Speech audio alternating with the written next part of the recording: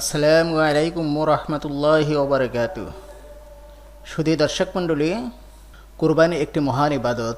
মুসলিম মিল্লাতের পিতা হজরত ইব্রাহিম আলাইহিস সালাতু ওয়াসসালাম এবং তার সুযোগ্য পুত্র হজরত ইসমাইল আলাইহিস সালাতু ওয়াসসালামের ত্যাগের অপূর্ব মহিমার নিদর্শন হলো কুরবানি। এই কুরবানি সম্পর্কে আল্লাহ রব্বুল আলামিন এবং তার রসুল সাল্লাল্লাহু আলাইহি ওয়াসাল্লাম কি দিক নির্দেশনা দিয়েছেন এ বিষয়ে প্রশ্নোত্তর আকারে আপনাদের সামনে কুরবানির মসলা মাসাইল উপস্থাপন করছি। প্রশ্ন: কুরবানির পশু কিনে অথবা জবাই করার পর পশুর সাথে সেলফি তোলা এবং ফেসবুকে দেওয়া যাবে কিনা? উত্তর: সেলফি তোলাই তো অনেকের মতো একটি মানসিক রোগ, আর গরু বা ছাগল কিনে তার সাথে সেলফি তুলে সামাজিক যোগাযোগ মাধ্যমে তা প্রচার করা অত্যন্ত ঘৃণিত এবং গর্জিত কাজ। এই জন্য যে প্রথমত বিনা প্রয়োজনে এই ছবিটি তোলা হচ্ছে, দ্বিতীয়ত নিজে কি কুরবানি দিচ্ছেন এটাকে জাহির করছেন বা প্রচার করছেন। এখন বলুন, বাহবা কি আল্লাহর নিকট থেকে নিতে চান না মানুষের নিকট থেকে? আল্লাহর নিকট থেকে যদি নিতে চান তাহলে এটাকে শেয়ার করার মাধ্যমে লাইক কমেন্ট ব্যবসার পুঁজি হিসাবে খাটালেন। এমতো অবস্থায় আল্লাহর নিকট এর বিনিময় পাওয়ার আশা করা কতটুকু যুক্তিসঙ্গত? বিশেষ করে জবাই করা পশুর সাথে রক্তসহ ছবি তোলা এটা একদমই গ্রহণীয় নয়। মনে রাখতে হবে এটা একটি মহান ইবাদত, আর ইবাদতের ক্ষেত্রে খেল তামাশা ফাজলামি করার কোনো সুযোগ নেই। প্রশ্ন: কুরবানি কি সবার জন্য জরুরি, নাকি সুন্নত নফল এই জাতীয় কোনো আমল? উত্তর: এখানে ওলামা ইকরামদের মাঝে মতবিরোধ রয়েছে। একদল আলেম বলেন, যারা মালে নিসাব অর্থাৎ কুরবানির 3 বা 4 দিনের মাঝে যার নিকট নিসাব পরিমাণ সম্পদ থাকবে তার উপর কুরবানি করা ওয়াজিব বা বাধ্যতামূলক, না করলে গুনাহ হবে। তাদের নিকট দলিল হলো মহানবী মুহাম্মদ সাল্লাল্লাহু আলাইহি সাল্লামের প্রসিদ্ধ ওই হাদিসটি, যাদের কুরবানি করার সামর্থ্য থাকা সত্ত্বেও কুরবানি করল না সে যেন আমাদের ঈদগাহে না আসে। দ্বিতীয় দলিল হলো রাসূল মুহাম্মদ সাল্লাল্লাহু আলাইহি সাল্লাম বলেছেন, প্রত্যেক পরিবারের উপর একটি করে কুরবানি করা জরুরি। অপরপক্ষে অন্যরা বলেন, কুরবানি করা ওয়াজিব বা জরুরি নয়, কুরবানি করা সুন্নাত মুআক্কাদা বা ওয়াজিবের কাছাকাছি একটি সুন্নাত আমল। কারণ হযরত ওমর রাদিয়াল্লাহু তাআলা আনহু এবং আবু বকর রাদিয়াল্লাহু তাআলা আনহু মাঝে মাঝে কুরবানি করতেন না, ছেড়ে দিতেন, এমন হাদিসও পাওয়া যায়। এছাড়া মুসলিম জাতির পিতা ইব্রাহিম আলাইহিস সালামের সুন্নত কুরবানি করা, তাই আমাদের জন্য সুন্নত। প্রশ্ন: কুরবানি কয়টি করতে হবে? উত্তর: একজন ব্যক্তির জন্য একটি কুরবানি করাই যথেষ্ট। এক বা একাধিক কুরবানি করা জরুরি নয়। নবী মুহাম্মদ সাল্লাল্লাহু আলাইহি ওয়াসাল্লাম হিজরতের পরে দীর্ঘ 10 বছর মদিনায় অবস্থান করেছিলেন এবং প্রতি বছরে তিনি কুরবানি করেছিলেন 2টি হৃষ্টপুষ্ট ভেড়া। একটি করেছিলেন রাসূল সাল্লাল্লাহু আলাইহি ওয়াসাল্লাম এবং তার পরিবারের পক্ষ থেকে, এবং অন্যটি করেছিলেন রাসূল সাল্লাল্লাহু আলাইহি ওয়াসাল্লামের মুমিন উম্মতের পক্ষ থেকে।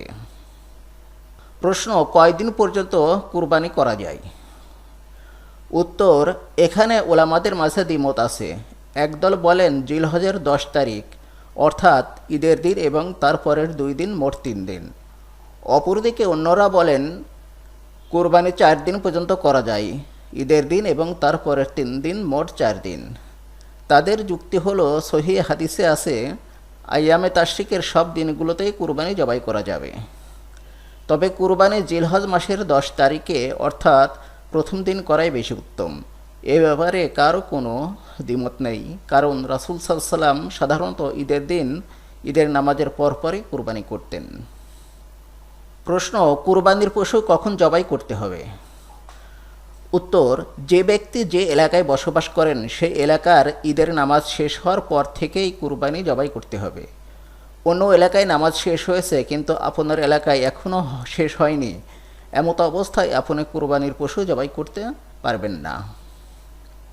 প্রশ্ন: রাতের বেলা কি কুরবানির পশু জবাই করা যাবে? উত্তর: রাতের বেলা কুরবানির পশু জবাই করাকে আলেমগণ মাকরুহ বা অপছন্দনীয় কাজ বলেছেন, কারণ এটা আল্লাহ পাকের সন্তুষ্টির উদ্দেশ্যে জবাই করা হচ্ছে। এই পশুটির নির্দিষ্ট কিছু রোগ অবশ্যই কাটতে হবে, কিন্তু রাতের অন্ধকারে এটা ভালোভাবে সম্পন্ন নাও হতে পারে। তবে হ্যাঁ, যদি এমন আলো বা লাইটের ব্যবস্থা থাকে যেখানে দিনের আলোর মতো স্পষ্ট সব কিছু দেখা যায়, তাহলে রাতেও কুরবানির পশু জবাই করা যেতে পারে। প্রশ্ন, কোন কোন পশু দিয়ে কুরবানি দেয়া যাবে? উত্তর, 3 প্রকার বড় পশু এবং 3 প্রকার ছোট পশু দিয়ে কুরবানি করা যাবে। 3 প্রকার বড় পশু হলো 1 গরু, 2 উট, 3 মহিষ। তবে মহিষের ব্যাপারে অনেকেই মতানৈক্য করেছেন, কারণ তারা মহিষকে গরু জাতির অন্তর্ভুক্ত বলে মনে করেন না। সেহেতু একান্ত বাধ্য না হলে মহিষ পরিত্যাগ করাই উত্তম। ছোট 3 প্রকার পশু হলো 1 দুম্বা, 2 ছাগল, 3 ভেড়া। এই পশুগুলো ছাড়া অন্য কোনো হালাল পশু হলেও তা দিয়ে কুরবানি করা যাবে না। প্রশ্ন, কুরবানি পশুর বয়স কত বছর হতে হবে? উত্তর, বড় পশু অর্থাৎ উটের বয়স কমপক্ষে 5 বছর হতে হবে, এরকম না হলে কুরবানি হবে না। গরুর ক্ষেত্রে বয়স হতে হবে কমপক্ষে 2 বছর এবং ছাগল, ভেড়া ও দুম্বার ক্ষেত্রে বয়স হতে হবে 1 বছর। তবে দুম্বা এবং ভেড়ার বয়স 1 বছর না হলেও যদি দেখতে 1 বছর বয়সী ভেড়া বা দুম্বার মতো বড়সড় মনে হয়, তবে সেটা দিয়েও কুরবানি করা যাবে। তবে ছাগলের ক্ষেত্রে অবশ্যই 1 বছর হতে হবে। কুরবানি পশুর ক্ষেত্রে দাঁত গুরুত্বপূর্ণ নয়, গুরুত্বপূর্ণ হলো বয়স। উপযুক্ত বয়সে যদি দাঁত না ওঠে তবুও কুরবানি দেওয়া যাবে। প্রশ্ন, কুরবানির দিন হাঁস মুরগি জবাই করা জায়েজ আছে কিনা? উত্তর, এ ধরনের প্রশ্নের ইসলামী শরিয়াতে কোনো গ্রহণযোগ্যতা নেই। কুরবানির ঈদের দিনেও হাঁস মুরগি জবাই করা যাবে। প্রশ্ন, ভাগে কুরবানি দেয়া যাবে কিনা? উত্তর, এটা একটি জরুরি এবং গুরুত্বপূর্ণ প্রশ্ন। এক্ষেত্রে কিছু মতানৈক্য রয়েছে, তবে সর্বযুগের বা সব সময়ে অধিকাংশ আলেম বা ফকিহদের মতামত হলো দেয়া যাবে।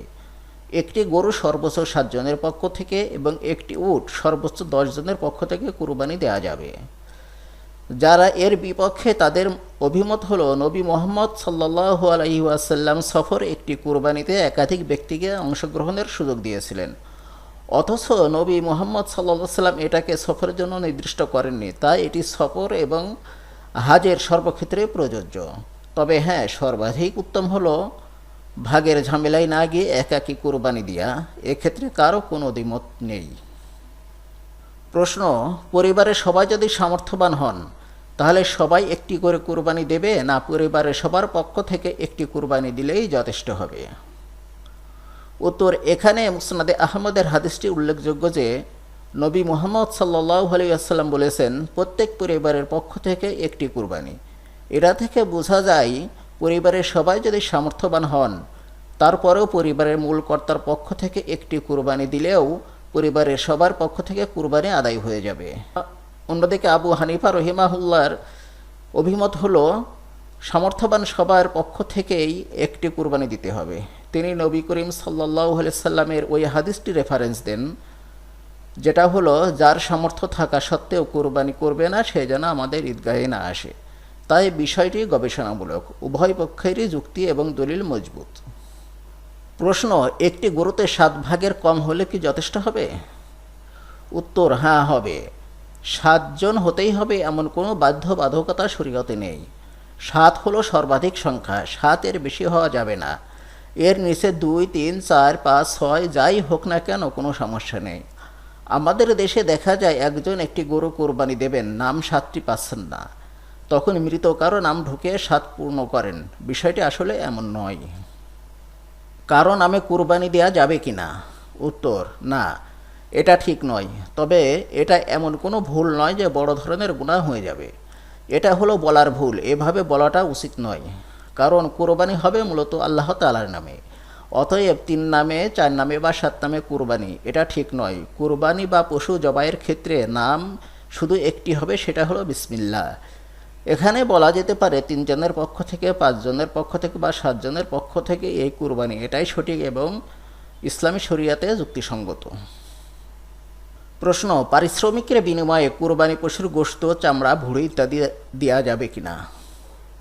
না, কসাইকে স্পষ্ট বলে দিতে হবে, তুমি এই গরু বা ছাগল বানানোর বিনিময়ে কত টাকা নেবে। প্রয়োজনে 100 টাকা বেশি দেবো, তবুও গোশত বা নাড়ি ভুঁড়ি কিন্তু কিছুই দেব না।